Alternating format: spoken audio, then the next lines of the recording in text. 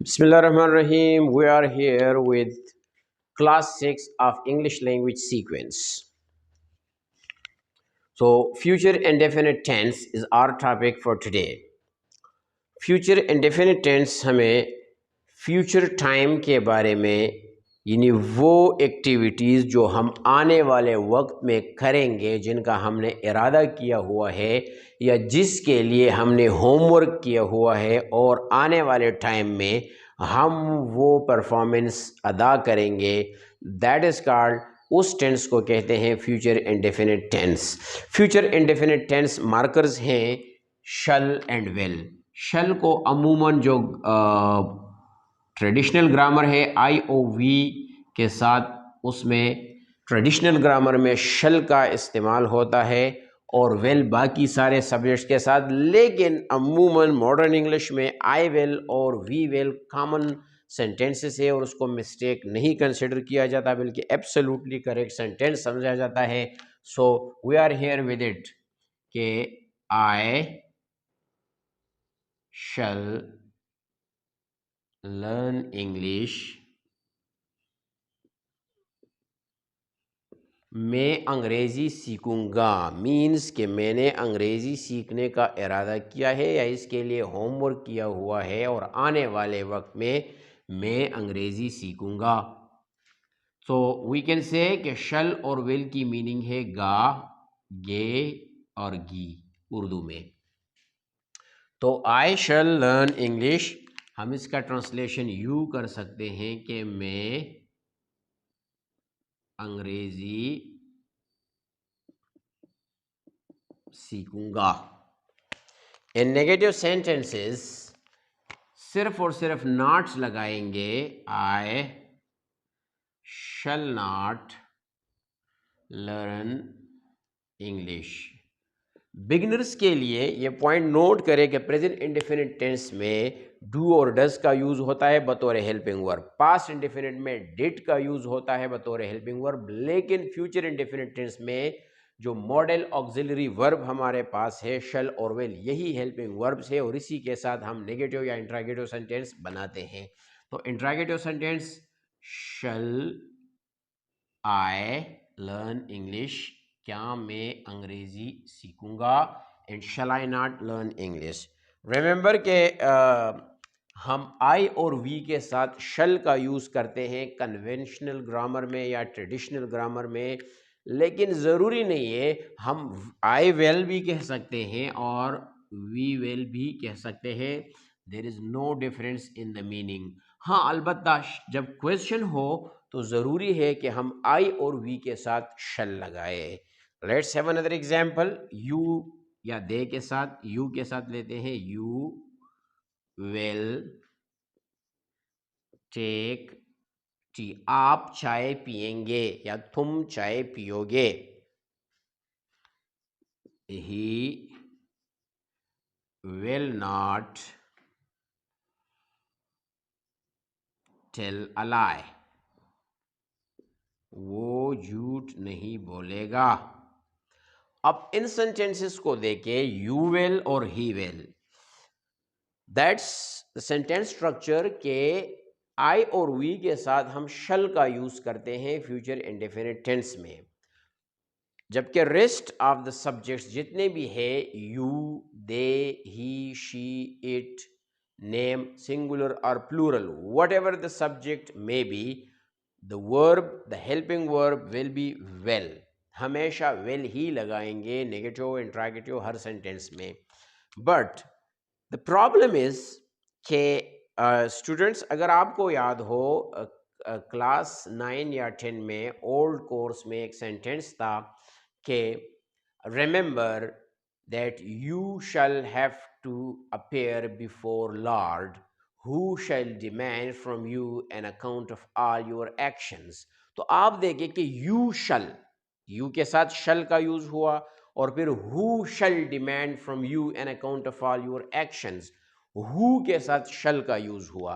तो अब यहां पर जब भी हमारे पास यू के साथ शल आए या ही के साथ या आई और वी के अलावा अगर शल आए, तो दैट स्ट्रेसेस द सेंटेंस अब हम यूज़ करते हैं, फॉर एग्जाम्पल अगर सेंटेंस यू आए कि यू शल, या यूं सेंटेंस आए कि ही शल, तो ही शल या यू शल, यहां पर हमारे पास दो चीजें हैं।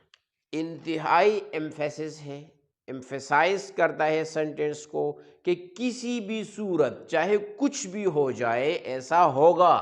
You shall take tea means किसी भी सूरत आप चाय पिएंगे। 1, ही shall not tell a lie, वो किसी भी सूरत चाहे कुछ भी हो जाए वो झूठ नहीं बोलेगा। एक तो ये मीनिंग है कि स्ट्रेस है हद से ज्यादा। नंबर 2, यहां पर थ्रेट है। Speaker, on the part of speaker, speaker की तरफ से एक धमकी है।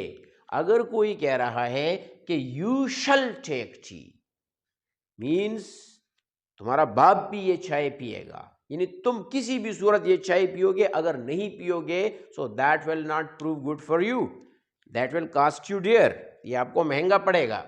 इसी तरह ही shall not tell a lie, वो झूठ नहीं बोलेगा, अगर वो झूठ बोलेगा तो ही विल बी पनिश्ड। अच्छा, मैंने एक सेंटेंस अभी थोड़ी देर पहले बोला, अदा किया, एंड द सेंटेंस वाज के it will cost you dear.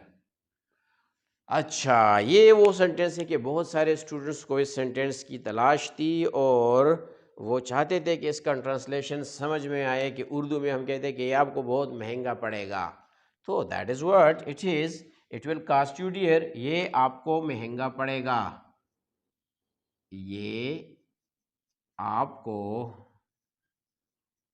महंगा पड़ेगा, it will cost you dear. लेकिन यहाँ पर अगर विल की जगह हम शल का यूज़ करें तो वो ज़्यादा बेहतर होगा, क्योंकि ये एक धमकी है, एक थ्रेटन है, वी आर थ्रेटनिंग समवन, तो it shall cost you dear, sentence में एम्फेसिस ज़्यादा आ गया और वैसे भी ये जुमला थ्रेटनिंग सेंटेंस है, तो better use shall, it shall cost you dear, ये आपको बहुत महंगा पड़ेगा।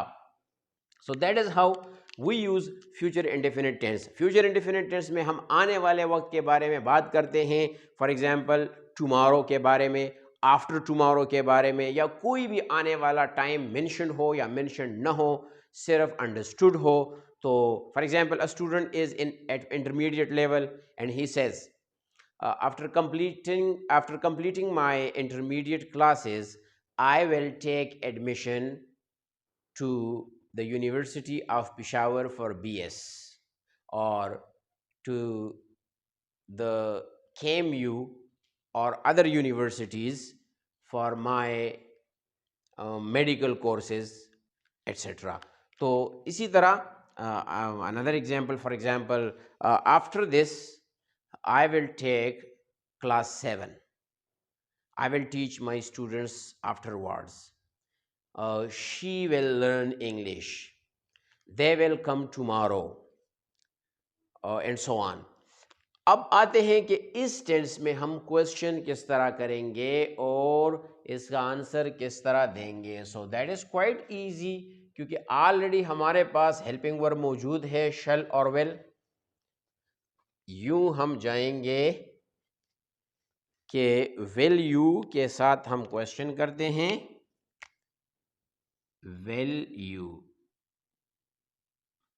अच्छा, अगर पोलाइट क्वेश्चन है तो विल यू प्लीज, अगर सिंपल क्वेश्चन है तो विल यू हेल्प मी, क्या आप मेरी मदद करेंगे। अगर यहां पर हम प्लीज का यूज करें, will you please help me, और will you help me please, तो will you help me, to the slip of my marker to write you. अच्छा, will you help me, the answer should be in different ways. सिर्फ yes और no काफ़ी नहीं है कि हम yes और नो में आंसर दें। फ्यूचर में अगर हम श्योर से आंसर दें तो ज़्यादा बेहतर है, ताकि this will show us more native speakers, क्योंकि नेटिव स्पीकर ज़्यादातर यस और नो नहीं बोलते हैं, वो ज़्यादातर श्योर वाई नॉट, इस किस्म के वर्ड्स यूज करते हैं। श्योर, आई विल और आई शैल हेल्प यू। और अगर आपने बहुत ही नेटिव फील होना है और बहुत ही नेटिव अंदाज से स्पीक करना है तो you can say will you help me, sure I will. इसी तरह अगर आप नेगेटिव आंसर देना चाहते हैं तो आई एम अफ्रेड नॉट, और no I am sorry I won't. अच्छा, रिमेंबर वुंट से याद आया कि यहाँ पर कंट्रैक्टेड फॉर्म्स है और बुक्स में बहुत कॉमनली अब इन फ्रेजेस का यूज़ होता है शंट और वुंट का। तो रिमेंबर कि विल नॉट की जो कंट्रैक्टेड फॉर्म है वो है वुंट, और शल नॉट की कंट्रैक्टेड फॉर्म है shan't. So these are to be learned, इनको सीखना ज़रूरी है क्योंकि अक्सर बुक्स में फिर इस किस्म के वर्ड्स आते हैं तो बाज़ स्टूडेंट्स पर्टिकुलरली बिगिनर्स या जो एवरेज स्टूडेंट्स हैं उसमें कंफ्यूज हो जाते हैं कि वुंट की क्या मीनिंग है। तो won't means will not and shan't is for shall not. इसी तरह फ्यूचर एंड डेफिनेट टेंस को हम दो और तरीक़ों से भी आइडेंटिफाई कर सकते हैं, हम पहचान सकते हैं, उनकी शनाख्त कर सकते हैं कि ये फ्यूचर टेंस है, फ्यूचरिटी के बारे में बात हो रही है। एक तो हम गोइंग टू का यूज़ करते हैं, अबाउट टू का यूज़ करते हैं और प्रेजेंट कंटिन्यूअस टेंस का यूज़ करते हैं। वो प्रेजेंट कंटिन्यूअस वाला जो यूज़ है वो इंशाल्लाह हम डिस्कस करेंगे, उस पर बात करेंगे नेक्स्ट क्लास में, यानी क्लास नंबर 7 में। अब हम बात करते हैं अबाउट टू और गोइंग टू जो फ्यूचर शो करता है उसके बारे में। हमारे पास ऐसे बहुत सारे सेंटेंसेस होते हैं जैसा कि I am about to go, I am going to go, I shall go, और आई शुड गो और आई मस्ट गो। ये सब फ्यूचर टेंसेस हैं। हमें ये तो श्योर है कि आई shall go and I should गो ये फ्यूचर है, but how do we know that I am about to go and I am going to go? और अगर हम थोड़ा सा और डिटेल में जाएं कि आई एम टू गो, ये भी फ्यूचर टेंस है बिकॉज इट शोज फ्यूचरिटी। कैसे पता चलता है कि इन तीन स्ट्रक्चर्स में हम फ्यूचर एक्टिविटीज के बारे में बात कर रहे हैं? एक तो यहां पर हमारे पास है टू गो, तो टू प्लस वर्ब शो करता है फ्यूचरिटी को कि ये काम eight the time of speaking नहीं हुआ है। टू प्ले मैंने खेलना है, आगे जाकर खेलना है। अच्छा, खेलना है, लेकिन अगर पास्ट टेंस में हो तो फिर कैसी ट्रांसलेशन होगी? For example I was to play, तो at the time of speaking the action did not take place और had not taken place till that time, उसके बाद ये काम होना था, तो that is called future in the past। बहरहाल we are here with only future tense। तो I am to go, मैंने जाना है, मीन्स अभी गया नहीं हूँ। प्रेजेंट टेंस, प्रेजेंट टाइम में अभी मैं गया नहीं हूँ, आने वाले वक्त में जाऊँगा, यानी थोड़ी देर बाद या बहुत देर बाद।